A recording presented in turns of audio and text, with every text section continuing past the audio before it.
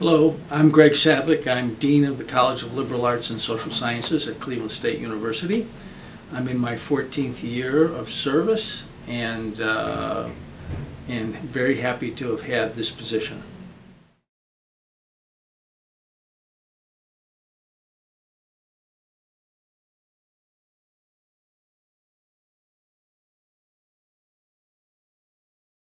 Well, actually, my career path to higher academics started in when I was working at a sink manufacturing plant in central Illinois, and I had an opportunity to do some employee development, and instead of taking an accounting course, I decided to take an English literature course.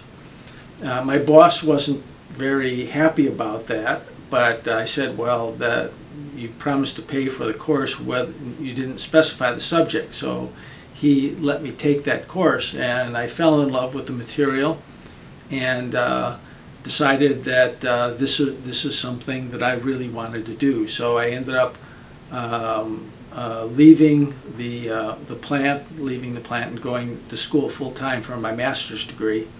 And from there I went to Northern Illinois University, where I started a doctoral program, and that's where I got my professional training to be a professor. Okay. So where was the first school? Was the University of Nebraska, I believe it was? No, the first school I went to was a little college in upstate New York called Hamilton College, and I stayed there for 4 years, and that was a really good start, a good place to learn the trade and so on. I wanted two things that I wasn't getting at Hamilton. One was an opportunity to teach graduate students. And the other was maybe a little bit bigger metropolitan area. So I went on the job market and got this job offer at the University of Nebraska at Omaha, the Omaha campus, which is sort of like the Cleveland State of Nebraska, just one, right? Omaha is the one big city they have. And so I taught there for 16 years. Had a great time. My wife and I raised our 2 sons there, and I was teaching the medieval literature component of the English curriculum. And in the course of my time there, I also started to do some administrative kind of work. Like, I was chair for 6 years. I was president of the faculty senate. I was involved in the faculty union. And I decided at a particular point that I really liked that kind of work, and so I started thinking about getting a deanship. And when I started to look around, the deanship at Cleveland State came available, and the rest is history. So it was a previous opening that CSU had that you applied to, and successful? Yeah, it was. Even though I was born and raised in the Cleveland area.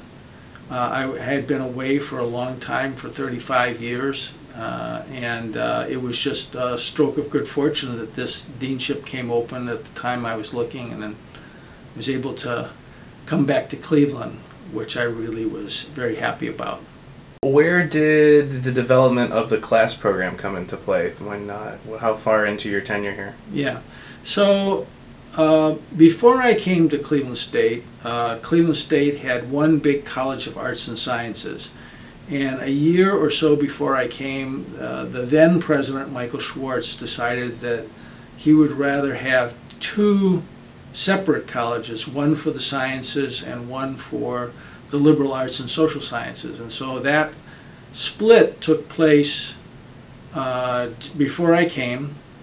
And there was a gentleman here called Earl Anderson, who was also a professor of English, was interim dean at the time. And so then I was hired in, and my job was basically, okay, here's this new college, recently split off. It's kind of looking for direction, and my job was really to lead the college to a sense of identity and lead the college forward into the future under this new configuration. So what was that identity? What did you want to establish for CLASS? What were your hopes and dreams for the program when you first started working on it? Yeah. Well, first of all, I had to learn what the college was. And, it's a very big college, even though it was half of what the old arts and sciences was. But it has 3 different divisions. It has a division of the arts, which includes theater and music and art. Now it includes also dance and film. It has a division of humanities, which includes English and history and philosophy and world languages.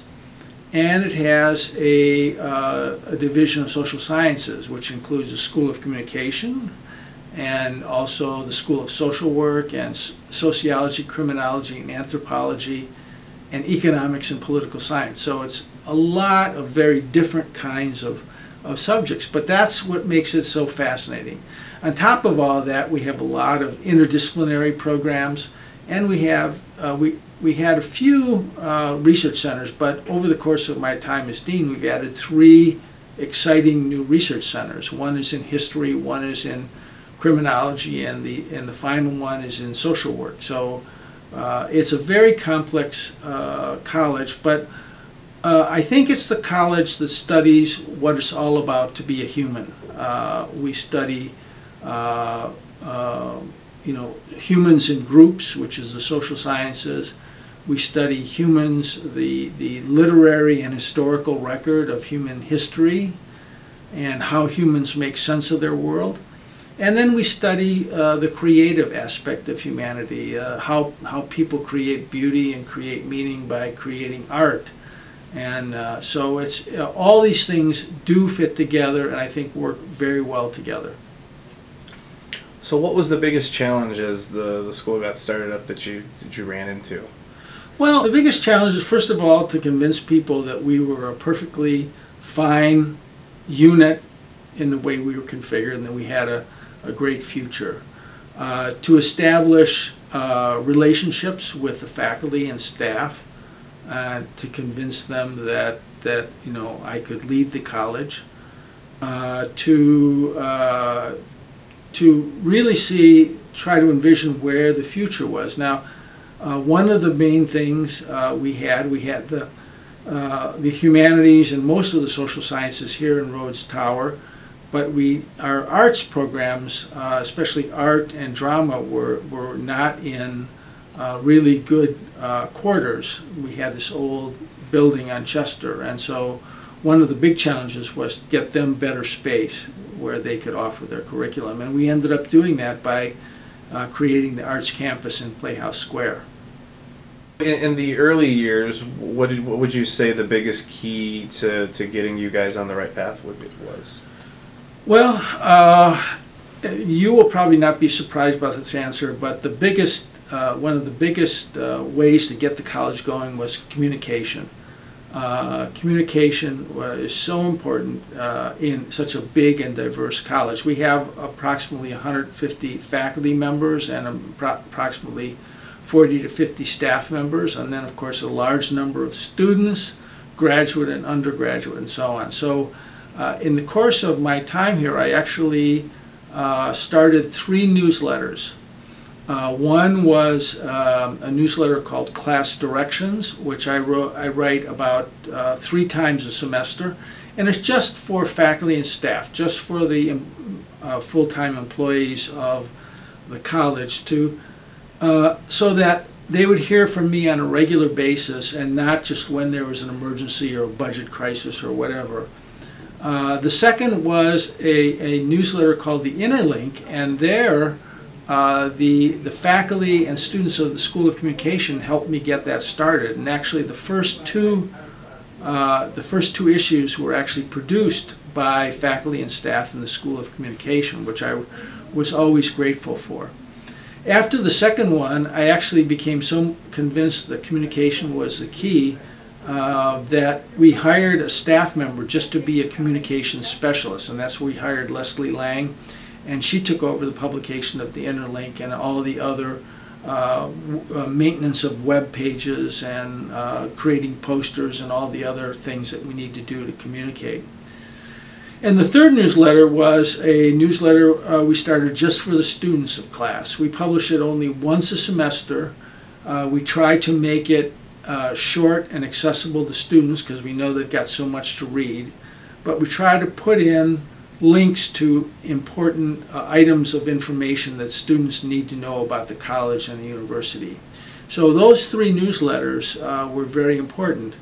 Now, as going forward, to create an identity, we created a lounge in Berkman Hall, the Class Edge Lounge, partly because as a college we're spread over 6 buildings on all different parts of campus and so many diverse kinds of departments and schools that we needed a sort of a center where people can say, this is CLASS. And so we created that lounge with information about study of the liberal arts and social sciences. The third item was creating an ad campaign for CLASS to raise knowledge of our college among the thought leaders of Northeast Ohio.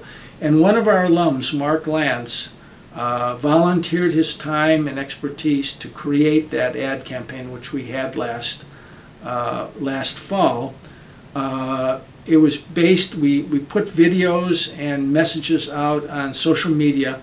We got, over the course of the fall, 9,000 views, which we thought was a pretty good number of views. And so that was the third step in getting out news about the college.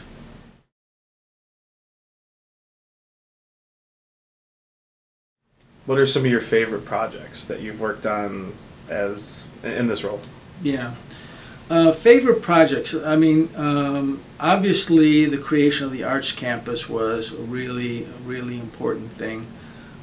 Working with campus leaders and community leaders to take our theater and dance programs and put them in the Playhouse Square. The creation of the film school was another very exciting project. But also other projects, creating research centers for our class faculty so that they would have a center in which they could use to help each other get grants and create publications. Those are some of the things. One of the things I really enjoyed doing that was an initiative of the student government was a Meet the Dean Day, and we did this for a couple of years. And they set me up in the lobby of the Student Center and advertised Meet the Dean, and I just stood there like some public figure shaking hands for an hour and a half and so on. But I met an awful lot of really cool students and had a lot of fun doing it. So at the risk of forgetting anyone, everyone has the people that help them along the way. Who are some of the favorite faculty and staff members that you worked with along the way? Who's helped you out? Yeah, well, I've been very lucky in the people who report to me are chairs of departments and directors of schools, and I've been very lucky to be able to work with really talented and important faculty colleagues who took on the reins of leadership and helped guide their units and worked with me to move the college forward. I've also had a number of really talented and dedicated associate deans in the college. And I've worked for 6 provosts in the course of my 14 years, and I've always had good relationships with them, and they were always there to help me. Presidents with visions, Michael Schwartz and Ron Berkman had this vision about the Arts Campus and was able to work with them. Ron was especially enthused about the film school, and we worked together on that. So I think I've been lucky in the people I've worked for and the people I've worked with. But I want to mention somebody very special, and that is my office manager, Jody Milkey, who really does a lot of the lion's share of keeping the office running and helping me in the day-to-day tasks that I need to do. So we got her an outstanding service award a couple years ago, and I wish we could have given her 10 of them. So yeah, I want to recognize Jody. as you get ready to hand the reins over, what's the feeling like? You know, is it weird? Is it bittersweet? Is it relief? You know, what are kind of the emotions as you come to the final bend? Yeah, I mean, I think mostly I'm at peace. I think, and looking forward to the next stage of life. I think the college has a very capable person coming in as interim dean, Allison Robichaud, who has been chair of philosophy and comparative religion. So I think I'm at peace that the leadership is there. We have two very good associate deans in place, Cheryl Bracken and Myung Chang. And Jody, obviously. And I think we're at a good place because the major projects that I had to do, the last one was the opening of the film school and, hiring the director, Frederick Leahy, who's been a great hire, and that school is off. Communication is reinvented itself, and it looks to be very strong. We have a very good leader coming in Rob Whitbread, and many of the functions of the college. We have grown our enrollment over the course of the 14 years. We've built our endowments, so I think the college is in basically very good shape as I go on, and I'm really convinced that very good years lie ahead for the college. There will be some uncertainties as we go forth, as the university comes to terms with its budget issues and the need to grow. The new president has a vision for the university, and he's going to be moving forward and implementing that vision next year. So the new interim dean will face some uncertainties and new challenges. But I think the basics are sound, and I think the college is going to go forward. Our faculty continue to be incredibly productive and incredibly dedicated to the well-being of our students. I mean, one of the big challenges ahead is increasing student success. We need to not only bring in more students in the front door, but we need to retain more and graduate more. And I think that the faculty are very much attuned to that agenda. And so I think it's going to be great. I think we continue to make new community partners, and CSU's reputation in the community has really risen over the 14 years I've been here. I've been amazed to see the kind of growth and maturing that has happened on the institutional level. So I announced my retirement from the deanship last August, and over the course of the year, I've been able to take a year to sort of get used to the idea, and right now I'm convinced it was the right decision, and it's the right time to pass on the reins. So I'm very happy. What's your message to the students, the faculty? What's your message to CSU as you leave? Yeah, I think my message is to continue. To the faculty, my message is to continue to produce the works of research and creative activity that you've done so well over the years, and to continue to work towards student success.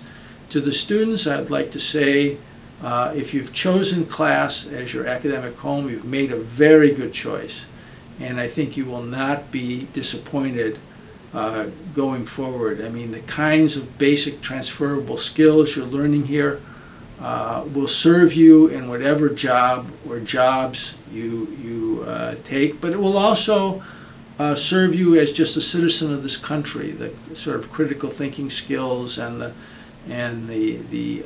research skills that you learn will be of great help to you. So I think you're going to find that you've chosen really a top-notch college at a university that still has a fairly reasonable tuition, and I think it will be a good value as you go forward. I think you'll get great return on investment, and I'm excited to see, as I move on to another stage of life, I'll be excited to see further development and growth as I go forward.